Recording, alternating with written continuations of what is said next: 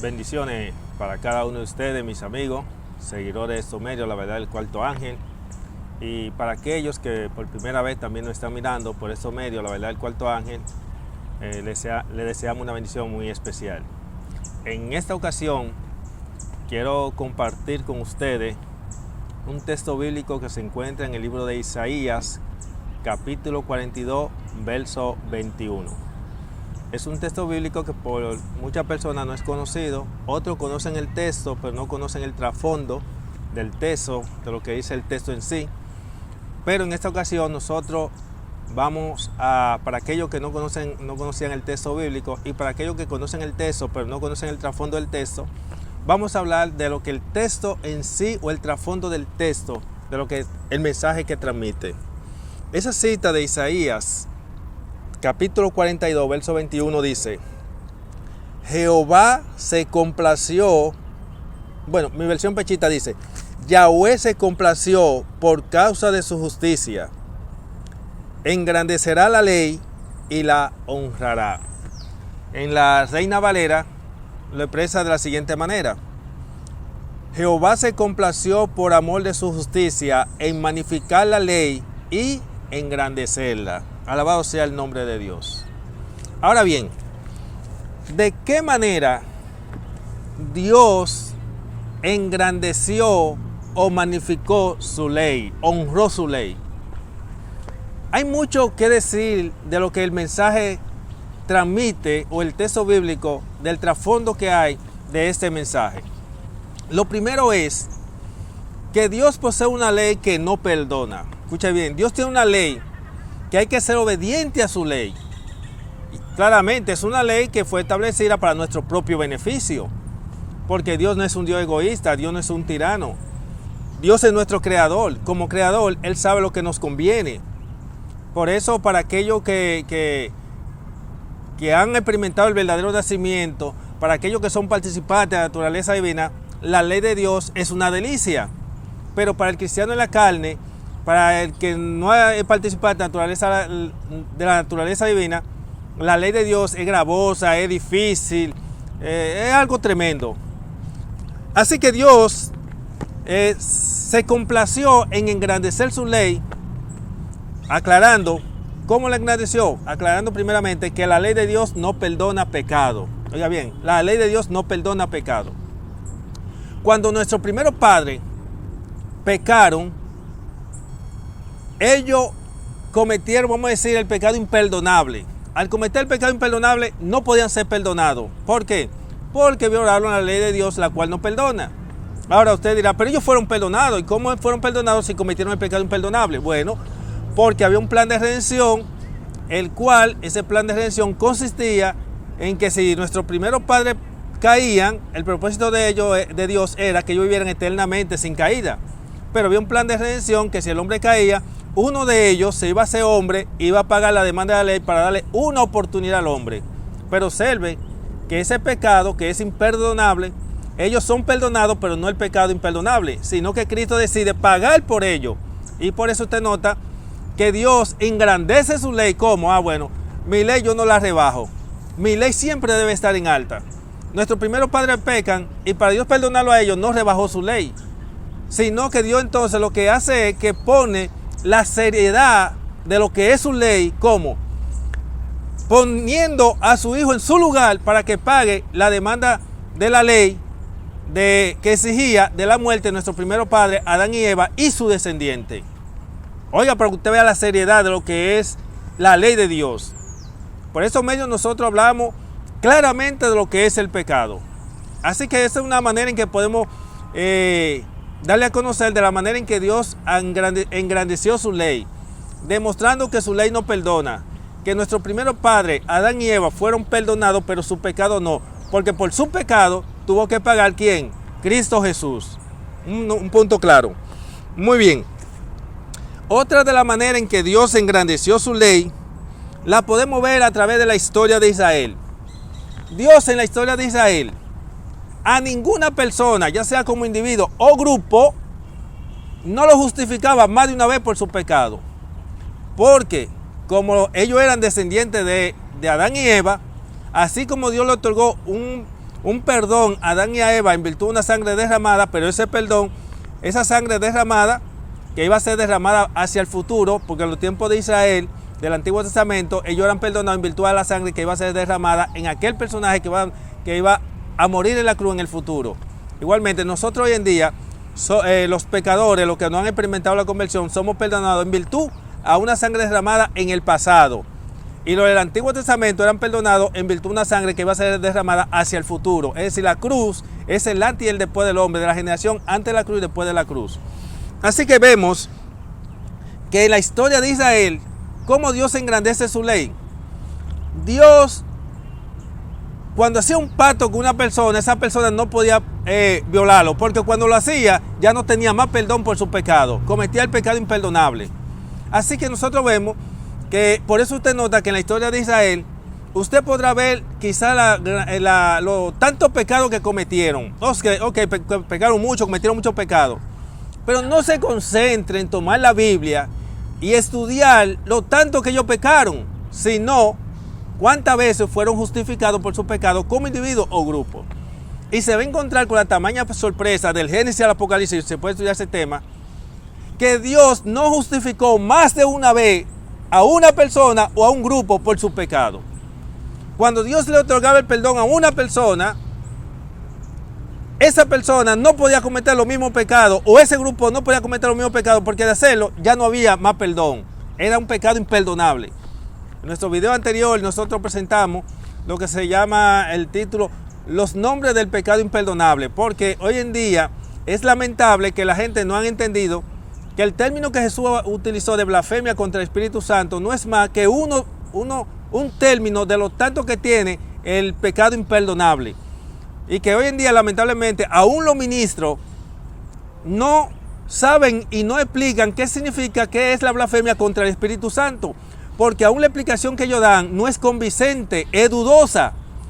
Y solamente tienen un solo texto bíblico, que fue la expresión que Jesús utilizó para hablar de la blasfemia contra el Espíritu Santo. Un solo texto bíblico que aparece en diferentes evangelios, pero el mismo texto. Mientras que Cristo y los apóstoles y otros personajes del Antiguo Testamento hablaron de lo que es el pecado imperdonable, y ese tema está claro, y es precisamente basado en lo que es este texto bíblico, que Dios posee una ley que no puede ser violada, porque si es violada, lamentablemente no existe perdón para el que peca contra la ley de Dios, al menos que no sea que venga alguien y muera en su lugar. Por eso Cristo tenía que morir en nuestro lugar, y un hombre no puede pagar por el pecado del otro hombre. Así que vemos que esto sucedió de esta manera. Así que dos razones. Vimos que cuando Adán y Eva pecan, ¿qué sucede? Dios engrandeció su ley. ¿Cómo la engrandeció? Bueno, como mi ley no perdona, ustedes están sentenciados, pero voy a conceder una oportunidad. ¿En el lugar de quién? En el lugar de ustedes va a morir mi hijo. Ahí Dios engrandeció su ley, no rebajó su ley para perdonar a Adán y a Eva. Los perdonó, pero no rebajó su ley. Tuvo que morir uno más grande que Adán y Eva. Muere uno igual a la ley, al dador de la ley, que fue el mismo Cristo. Y ya vimos que Dios engrandeció su ley, acabamos de mencionar cómo, demostrando a través de la historia de Israel que todo aquel que una vez era justificado no podía caer en los mismos pecados, porque de hacerlo era muerto. Téngase cuidado, que por ahí hay personas que ignorantemente y otros por necedad dicen que Dios perdona hasta 70 veces 7. Yo a esas personas que le dicen así, si son humildes, yo digo, mira, eso es un error. Y si son de estos que son opositores, que no están dispuestos a aceptar la verdad, digo, no, eso es un disparate. Muéstrame las escrituras, el Génesis y Apocalipsis. Una persona que después que Dios le otorgó el perdón, volvió a recaer lo mismo y fue perdonado nuevamente. No aparece un solo caso. ¿Sabe por qué? Porque Dios ha engrandecido su ley, y la ley de Dios no perdona pecado. Cuando una persona es perdonada en virtud en que alguien ha pagado por ese pecado. De lo contrario, no puede ser perdonado. ¿Por qué? Porque la ley de Dios no perdona. Mire que esto es un tema bastante interesante y muy delicado al mismo tiempo. Por eso usted nota que Dios no le toleraba a profetas y sacerdotes los pecados que le toleraba a los reyes, porque los reyes eran pecadores. Hay muchos que se acusan, no, y David, sí, David era un pecador como cualquier rey. Ahí tenemos a Manasés también, tenemos a Salomón. A todos ellos Dios le otorgó un perdón y no se atrevieron a cometer los mismos pecados después de justificado.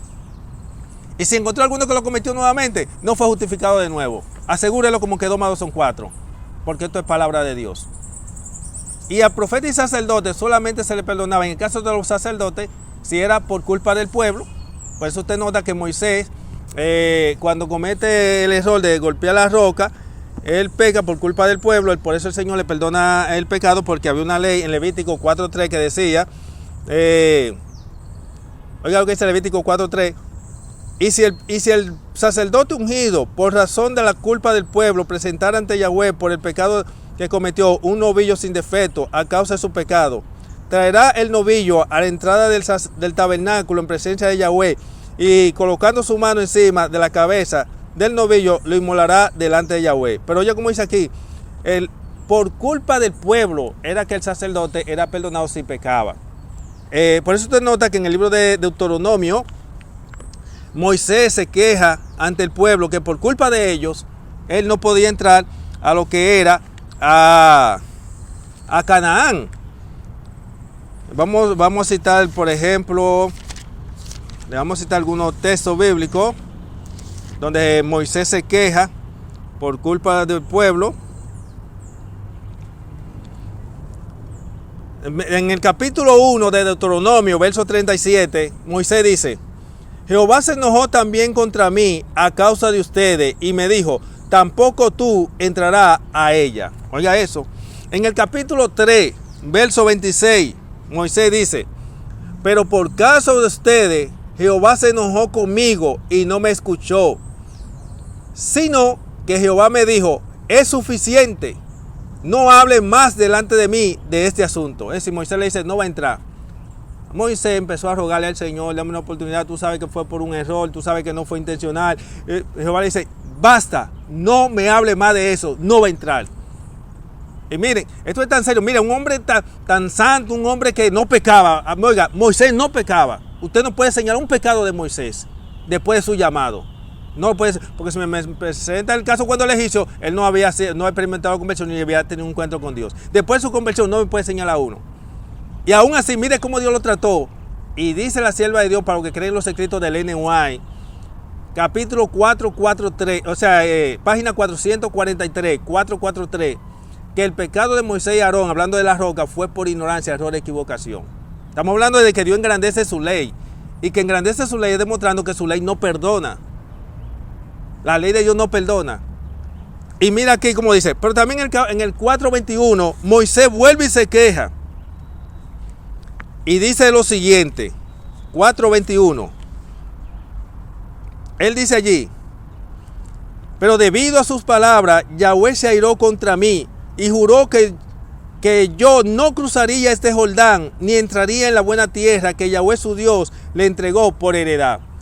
3 veces, posiblemente aparezca más, pero yo por lo menos tengo 3 veces que Moisés se quejó porque él no iba a poder entrar a Canaán por pecar, porque pecó por culpa del pueblo. Recuérdense que estaba airado por lo incrédulo que eran, por lo necio que eran. Y en ese momento de enojo contra ellos, al ver que un Dios de amor tan grande, tan misericordioso, que lo protegía de los depredadores en el desierto, que le enviaba columna de fuego en la noche para que el sol no le matara, y al mismo tiempo de cuidado de los depredadores del desierto, al ver cómo el Señor lo sacó con mano poderosa de Egipto, al ver cómo Él enviaba maná, al ver todas las bendiciones, y aún así eran incrédulos, y a pesar de todo eso, cómo le había dado agua en el desierto antes de ellos, y seguían por un poquito de sed que tenían, o porque tenían sed, venían a rebelarse contra Moisés y su Dios. Miren, eso es algo terrible. Moisés, en ese momento de indignación, Dios le dice, toma la vara y háblale a la roca. Pero como Dios en otra ocasión le había dicho, toma la vara y golpea a la roca, él creyó que la orden era la misma y agarró y con enojo le golpeó a la roca, pero la orden era diferente. Oiga, para que usted vea, hay que ser cuidadoso con lo que Dios dice. Nada más porque Moisés escuchó mal la orden y él creyó que era golpear a la roca y era háblale a la roca, por eso Moisés no entró. Pero porque fue un error, fue perdonado y fue por culpa del pueblo. Así que ya usted sabe.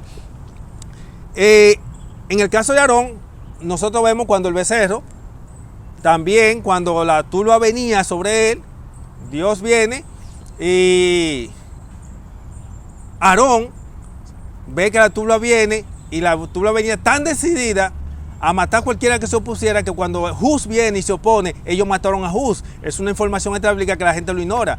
Dice en el libro de Éxodo 35 que Aarón tuvo miedo. Y al tener miedo, porque al ver lo agresivo que estaban esta gente y lo decidido que estaban a matar a cualquiera que se opusiera a su becerro, Aarón se dio a la petición de ellos de hacerle su becerro. Por eso usted nota que entonces Jehová viene y mata 3,000. 3,000 murieron por la espada de los levitas. En el 35 vamos a confirmarlo, donde dice allí, en el caso del becerro, no, a ver, en el capítulo 32:5, Éxodo 32:5 dice: sin embargo, Aarón sintió miedo y construyó un altar frente al becerro, y Aarón proclamó diciendo: mañana habrá fiesta para Yahweh. Pero dice aquí el texto: sin embargo, Aarón sintió miedo. Al sentir miedo, el miedo lo conllevó a cometer el error de hacerle el becerro a ellos. Por eso tenemos un libro que hemos escrito, lo estamos ahora editando y digitándolo, titulado Teología Oculta del Santuario. Allí tenemos un capítulo que se titula Sacrificio humano por los pecados intencionales del pueblo. En ese capítulo nosotros explicamos que Jehová en su santuario lo que exigía era un pecado a través de los sacrificios de los bueyes, los corderos y ese tipo de cosas. Era a través de los pecados que era por ignorancia, error de equivocación, no era por pecado intencional que se admitían pecado en el santuario. Y que cuando el pecado era intencional, a Jehová había que darle un sacrificio humano, es decir, era una muerte humana, no sacrificio de animales. Por eso usted ve que cuando Acán peca intencionalmente, ahí no se lleva una ofrenda de cordero, tiene que morir Acán, muere Acán, un sacrificio humano. Por eso es que cuando el pecado del pueblo de Israel contra Moab, como fue intencional, era un sacrificio humano, no de cordero, por eso tiene que morir, murieron 24,000. Cuando el becerro, como había un pacto ya hecho en el capítulo 19 y ahora en el 32, hace un becerro teniendo una ley, Jehová, por ese pecado no es un cordero que tienen que traerme, tienen que darme un sacrificio humano, por eso mueren que como 3,000. Cuando a María y Aarón vienen y hablan mal contra Moisés, Dios hace público el caso de ellos, para que nadie repita el mismo caso de ellos, porque no van a correr la misma suerte. Ahí entonces, porque Dios hace público el caso de ellos, después viene Datán, Coré y Abirán a hacer lo mismo que María y Aarón, pero no corrían la misma suerte. Como ya era deliberado porque Dios hizo caso al público de ellos y no van a correr la misma suerte, sacrificio humano, murieron 250. Después de eso vinieron otros más y se rebelaron y no cogieron la suerte de Aarón y María y murieron ¿cuántos? 14,600. Dios no coge corte con su ley. Por eso estamos hablando de que Dios engrandeció su ley. Estamos explicando qué significa este texto bíblico, que Dios engrandeció su ley.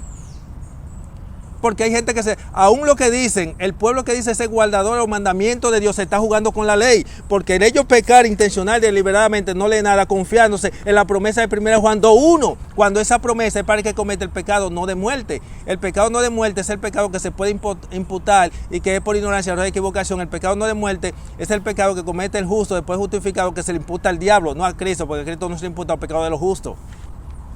Y eso está contemplado en Levítico capítulo 16, versos 8 al 10. Ese macho cabrío que era sacrificado representa a Cristo, quien paga por nuestro pecado antes de nuestra conversión. Y el macho cabrío llamado a Azazel es el que paga, Satanás, quien paga por los pecados de los justos. Así que por lo tanto, continuando esta parte, que esto está muy interesante, tenemos que seguir avanzando. Así que ya vimos de qué manera Dios engrandeció su ley. Dios se magnificó a través de ¿qué? A través de su Hijo. A través de su Hijo, Dios engrandeció su ley. Y nosotros podemos ver en el libro de Juan, capítulo 17, versos 4 y 5, Jesús dice: Padre, he acabado la obra que me diste. Pero esa obra que Jesús había acabado no era la de la redención del hombre, porque él ni siquiera había ido a la cruz. Entonces, cuando Jesús dice: Padre, he acabado la obra que me diste, ¿qué obra fue la que tú acabaste? De demostrar que se puede vivir sin pecar. Jesús había demostrado que se podía vivir sin pecar. Luego entonces, esa es una manera en que Dios engrandeció su ley. Dios engrandeció su ley a través de la persona de Cristo, demostrando que sí se puede vivir sin pecar. También Dios engrandeció su ley en la misma persona de Cristo, demostrando que su ley no perdona, donde dice que Él no escatimó, ni siquiera su propio Hijo pasó por alto. Cuando Él, ya en la escena en el capítulo 18 y 19, que es donde entra la escena de la cruz, que a partir de la escena de la cruz es que Cristo se hace pecado por el hombre, asume nuestra naturaleza pecaminosa para que nosotros asumamos su naturaleza divina. Y voy a hacer un stop aquí. Hay personas que andan diciendo por ahí, por cierto, tengo un amigo muy querido, seguidor de Somerio, la verdad, el Cuarto Ángel, donde él estaba presentando un tema y él presentaba en su mensaje que Jesús posee una naturaleza pecaminosa. Miren, yo le he dicho, y yo para esto no tengo amigos, pero es un amigo mío, yo lo quiero y lo aprecio mucho, y él a mí, pero eso es algo diabólico. El que dice que Jesús poseía una naturaleza pecaminosa está diciendo que Jesús poseía la simiente del diablo, porque nosotros, los seres humanos, nacemos con una naturaleza pecaminosa que es la naturaleza del diablo, la simiente del diablo. Ahora bien, hay muchas cosas que dicen, no, pero si Jesús, él me decía, mientras conversábamos, él me decía, pero si Jesús no posee una naturaleza pecaminosa, entonces Jesús no puede ser nuestro ejemplo. Yo a él le decía, tú tienes razón y al mismo tiempo estás equivocado. Y usted dirá, ¿cómo así? Bueno, primeramente, déjeme aclararle antes de explicarle esto. Es bueno que siempre se tenga en claro al tocar este tema, que del punto de la caída, de ese punto viene nuestra redención. Del punto de la caída, que es de una naturaleza no pecaminosa, que es donde cae Adán, de una naturaleza que poseía no pecaminosa, viene nuestra caída. Y del punto de la caída, entonces viene nuestra redención, que es donde el primer Adán no posee una naturaleza pecaminosa, ni el segundo Adán tampoco poseía una naturaleza pecaminosa. Ahora bien, ¿qué sucede? Hay muchos que dicen, no, Jesús no pecó porque él se sometió a la palabra de Dios. Sí, pero él se sometió a partir de la premisa de que no posee una naturaleza pecaminosa, no con una naturaleza pecaminosa, porque la naturaleza pecaminosa es imposible sujetarse a la ley de Dios. Eso la gente no ha entendido. Es imposible una naturaleza, porque por eso se llama naturaleza pecaminosa. Es naturaleza porque es algo natural. ¿Cómo puede una naturaleza pecaminosa sujetarse a la ley de Dios? No obedeciendo. ¿Y cómo va a obedecer si es pecaminosa por naturaleza? Son gente como que no entienden. La naturaleza pecaminosa no puede sujetarse a la ley. Es imposible. Eso como usted quiere decir que una mata de mango va a dar aguacate. O una mata de aguacate va a dar chinola. No. Cada árbol da fruto según lo que es. Una naturaleza pecaminosa va a dar ¿qué? Naturaleza pecaminosa. Ahora bien, cuando él me decía, si Jesús no posee una naturaleza pecaminosa, entonces Jesús no puede ser el ejemplo de los pecadores. Y vuelvo y le digo, yo le dije a él que él tenía razón y al mismo tiempo estaba equivocado. ¿Cómo así? Jesús no es el ejemplo ni el modelo a seguir de los pecadores que no han experimentado la conversión. Jesús no es el modelo a seguir del pecador que posee una naturaleza pecaminosa. Jesús es el modelo a seguir de los pecadores que han experimentado la conversión, de aquellos que son participantes de la naturaleza divina. Porque Jesús asume mi naturaleza pecaminosa y yo asumo su naturaleza divina. Pero Cristo asume nuestra naturaleza pecaminosa, no es en su nacimiento. Él asume a partir de la cruz, a partir donde él dijo, Padre, ha acabado la obra que me diste. Luego de ahí, que era la demostrar que se puede vivir sin pecar y vindicar el nombre de Dios, porque no se puede vindicar el nombre de Dios en pecado. Entonces, a partir de ahí, por eso Ellen White dice, tiene dos declaraciones, una declaración donde Ellen White dice que Jesús asumió nuestra naturaleza pecaminosa, y hay otra parte donde ella dice que Jesús no asumió nuestra pecaminosidad. ¿Cuál es el punto? Lo que pasa es, muchos dirán, bueno, pues ella se contradice, estará loca esa viejita o esa profeta. No, ella no está loca porque es una mujer usada por Dios. Cuando ella dice que Jesús no asumió nuestra pecaminosidad, o sea, nuestra naturaleza pecaminosa, está hablando en su nacimiento. En su nacimiento Cristo no asumió nuestra naturaleza pecaminosa.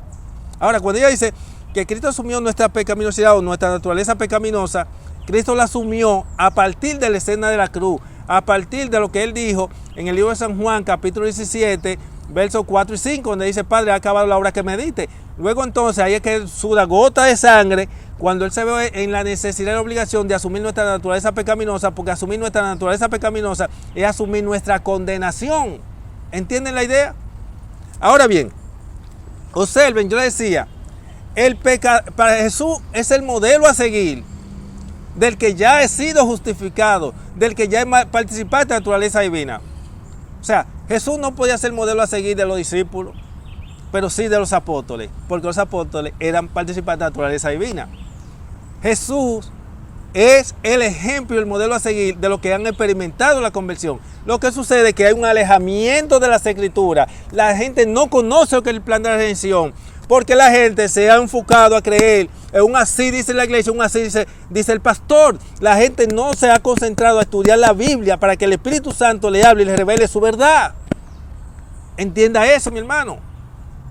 Por eso, vamos ahora a leer. Hay una cita que yo se la quedé de ver en nuestro video anterior, que trataba acerca de lo que es los pecados, los nombres del pecado imperdonable. Y esa cita se encuentra en, esta vez si no se la voy a quedar de ver, ahora sí se la voy a dar. Se encuentra en 2 de Pedro, capítulo 1, verso 4. Pero voy a leer el 3, para que usted vea lo que dice allí. Vamos a leer el verso 2, del 2 al 3, al 4. Gracia y paz abunden para ustedes por el conocimiento de nuestro Señor Jesucristo, como quien les ha concedido todas las cosas que pertenecen al poder de la deidad para salvación y la revelación a Dios, por el conocimiento de aquel que nos ha llamado por su gloria y excelencia, mediante las cuales les ha dado magnífica y gloriosa promesa, para que por medio de esta participen de la naturaleza divina. En mi versión pechita dice de la naturaleza de la deidad, habiendo escapado de la corrupción de las bajas pasiones propias del mundo. Oiga, nosotros escapamos de pecar contra Dios y de bendicar su nombre es a partir que somos participantes de la naturaleza divina.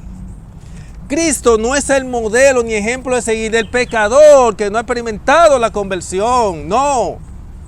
Cristo es el modelo a seguir de aquellos que aceptan su sacrificio, hacen un pacto de sangre y son participantes de la naturaleza divina.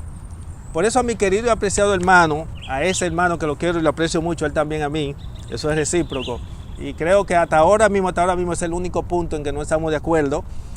Pero eso no quita de que nosotros nos sigamos amando y queriéndonos. Él sabe que sí, y él me ha mostrado su sinceridad y yo la mía.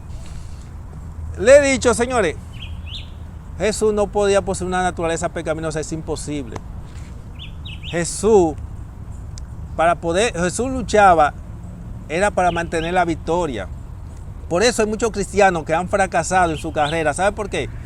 Porque ellos, estando en la carne, están luchando para alcanzar la salvación y la salvación no se alcanza. La salvación se otorga, se regala y luego entonces se lucha para mantenerla. Su servidor no lucha para alcanzar la salvación. Yo estoy luchando para mantener mi salvación. Cuando una persona es participante de la naturaleza divina, no solamente no peca, te aborrece el pecado, pero eso es muy fuerte hoy en día en una iglesia o en las iglesias hoy en día que han caído tan bajo que no concibe la idea que se puede ir sin pecar. Oye, eso es terrible. Así que por lo tanto, la cita que le debíamos en el mensaje anterior, esta cita nos muestra, y usted va a notar que los apóstoles no pecaban, los discípulos sí, porque los discípulos estaban en proceso de entrega y los apóstoles estaban en proceso de santificación. Los apóstoles no pecaban, no veían ni cometieron pecado intencional de soberbia. Ustedes no ven la conducta de los apóstoles siendo la misma antes de su conversión, antes de recibir el bautismo del Espíritu Santo. Que hay, a partir de ahí que son participantes de la naturaleza divina. Ellos no, el estilo de vida es diferente. Hay algunos que por necedad dicen, no, sí, ellos pecaban, y se excusan y dicen, no, porque Pablo dijo a Pedro que él era un hipócrita, bendiciones mi hermana, que Pedro era un hipócrita porque él estaba haciendo y pecó. Lo que Pedro estaba haciendo, estaba cometiendo un error y lo estaba haciendo a favor de la verdad. No era un pecado intencional y deliberado para que no se equivoquen. Y creo que ese es del único caso que ellos pueden señalar y mire que era a favor de la verdad, no era en contra de la verdad. Porque Pedro ya era un hombre participante de la naturaleza divina. Ya Pedro, los deseos de Pedro, después de ser participante de la naturaleza divina, no eran lo mismo antes de su conversión. Los deseos del hombre que no es participante de la naturaleza divina no son los mismos que ellos ya son participantes de la naturaleza divina. Eso tiene que estar claro entre nosotros. Que Jesús no posee una naturaleza pecaminosa, eso es diabólico, señores. El que enseña y dice que Jesús posee una naturaleza pecaminosa está diciendo que Jesús poseía la simiente del diablo, y eso no es así. Jesús fue engendrado por el Espíritu Santo, concebido, sí, en un vientre de una mujer pecadora, eso es cierto, pero no engendrado por un hombre pecador. Las mujeres lo que hacen es que conservan. Así que es bueno que tengas eso en claro. Por eso se dice que lo que experimenta la conversión. ¿Qué significa conversión? Conversión es que Cristo asume mi naturaleza pecaminosa y yo asumo su naturaleza divina. Si Cristo hubiese poseído una naturaleza pecaminosa, ¿qué sentido tiene que yo asuma la naturaleza pecaminosa de Cristo y Él asuma mi naturaleza pecaminosa, si las dos son pecaminosas? Sabemos que Jesús era Dios y hombre. No estamos hablando de la naturaleza divina de Jesús como hombre, no estamos hablando de como Dios, no estamos hablando de la naturaleza de Jesús como Dios, estamos hablando de la naturaleza de Jesús como el segundo Adán. Así como el primer Adán era participante de la naturaleza divina antes de la caída, el primer Adán, el segundo Adán también era participante de la naturaleza divina, independientemente de que Jesús también era Dios. Así que por lo tanto es bueno que se sepa que la manera en como dice allí Isaías 42, 21, que Dios engrandeció su ley por medio de Cristo. La engrandeció por medio de Cristo porque Cristo demostró que sí se puede vivir sin pecar. Y Dios engrandeció su ley por medio de Cristo porque Dios ni siquiera su propio Hijo lo escatimó, sino que cuando su Hijo determinó a pagar por el pecado imperdonable de Adán y Eva, entonces Dios demostró que Él no rebaja su ley, ni siquiera por su propio Hijo, ni siquiera por Adán y Eva. Adán y Eva, que son menos que Cristo, Dios no rebajó su ley. Dios le engrandeció. ¿Cómo? Haciendo que se pague la demanda de la ley, porque la ley de Dios no perdona pecado. Por eso nuestros pecados son perdonados en virtud de una sangre derramada. Los pecados nuestros antes de nuestra conversión. Los pecados nuestros después de nuestra conversión, si son por ignorancia, error o equivocación, son perdonados porque se le imputan al diablo si son por ignorancia, error o equivocación. Y si son deliberados después de la conversión, no se le imputan ni a Cristo ni al diablo. Tiene que pagar el individuo porque ese pecado no se imputa. Claro, para aquellos que no conocían esta verdad bíblica y han estado pecando intencional deliberadamente y no conocían esta verdad, aférrense como Jacob del ángel a la promesa de Juan 8:32 que dice: conoceré la verdad y la verdad os hará libre. Dígale al Señor: perdóname porque yo no conocía esta verdad. El Señor tomará su pecado intencionado o deliberado como un pecado de ignorancia porque usted no conocía esta verdad. Los ministros y las iglesias no están enseñando esto y por lo tanto se entra en el santuario como un pecado de ignorancia porque usted no conocía esta verdad y luego entonces se le imputan al diablo. Ahí el diablo tiene problemas serios, porque el diablo sabe que a él nada más se le imputa los pecados de ignorancia del pueblo. Ahora hay un pecado intencional deliberado que se le va a imputar a él, pero no se le va a imputar como intencional deliberado, sino como ignorancia porque no conocían esa verdad y ahora están conociendo por estos medios. Así, mi hermano, que Dios le guarde, vivamos en santidad. Nosotros no hay una ideología rara, porque yo antes de mi conversión era un pecador, después de mi conversión sigo siendo un pecador. Eso es una teología diabólica. Cuando los apóstoles escribían era la congregación de los santos, la congregación de los santos. Ahora, que en la congregación de los santos había pecadores, sí, porque está el trigo y la cizaña. Las cizañas son los que son atraídos por el diablo y que son pecadores y vienen a traer oprobio al evangelio. Pero siempre se escribía la congregación de los santos porque lleva un remanente que vindicaba y glorificaba el nombre de Dios. Le invitamos para que usted sea de ese remanente que vindique el nombre de Dios. El nombre de Dios no se vindica pecando. No, el que está en Cristo no peca, dice 1 Juan 3:6. Porque de hacerlo tiene que ser por una ignorancia, error, equivocación, por un accidente, una circunstancia. Y eso se le imputa al diablo. Y no se justifica más de una vez. Por eso, ninguna persona que cometió un error y el Señor lo perdonó, lo justificó, volvió a recaer lo mismo. Porque si recae ya no es por ignorancia, ya es de soberbia. Se le llama... esto es un punto importante que tenemos que aclarar. Que en nuestro video anterior, donde hablamos del pecado imperdonable, en sus diferentes nombres, vieron algunos nombres que se nos escapó. También el pecado imperdonable se le llama, ¿saben cómo? Se llama soberbia, rebelión. Aparte de que se llama ya pecado intencional, como en número 15:30, según versión Pechita. Aparte de que se le llama pecado deliberado, según Hebreos 10:26. Aparte que Jesús le llamó blasfemia contra el Espíritu Santo, porque es lamentable que hoy en día el único pecado imperdonable, la gente entiende que la blasfemia contra el Espíritu Santo, no entendiendo que el término blasfemia contra el Espíritu Santo es un término más de lo mucho que tiene el pecado imperdonable. Y se llama también apostasía. Así que fue un placer una vez más compartir este mensaje con usted de Isaías 42, 21, de que Dios se complació en engrandecer su ley. ¿De qué manera Dios se complació en engrandecer su ley? Por medio de Cristo. ¿De qué manera Dios se complació por medio de Cristo en engrandecer su ley? Donde se demostró a través de la vida de Cristo que se puede vivir sin pecar. Y segundo, que Él no escatimó ni siquiera a su propio Hijo, sino que como su ley no perdona, entonces tuvo que experimentar la ira de Dios, que fue la muerte. No se olvide que en la cruz se revelaron tres cosas, porque la gente amaba una sola. Cuán grande es el amor de Dios. No, en la cruz se revelan tres cosas. Cuánto ama Dios al hombre, cuánto aborrece Dios el pecado y cuán estricto es Dios con su ley. Amó tanto al mundo que estuvo dispuesto a dar a su propio hijo. Aborrece tanto el pecado que ni siquiera su propio hijo escatimó, sino que le aplicó la ira que le correspondía a nuestro primero padre y a nosotros. Y tercero, es tan estricto que él no estuvo dispuesto a perdonar al hombre si no se pagaba la demanda de la ley, y se pagó por medio de Cristo. Nos vemos, será hasta la próxima. No se olvide de suscribirse si es de lo nuevo que no se ha suscrito. No se olvide de compartir, porque si otro se pierde por falta de esta luz que usted ya recibió, la sangre de ellos caerá sobre usted. Estamos aquí para hacer atalaya y para compartir la verdad de Dios. Le habló su amigo y hermano Nelson Cuarto Ángel. Le queremos en el amor de Cristo. Bye.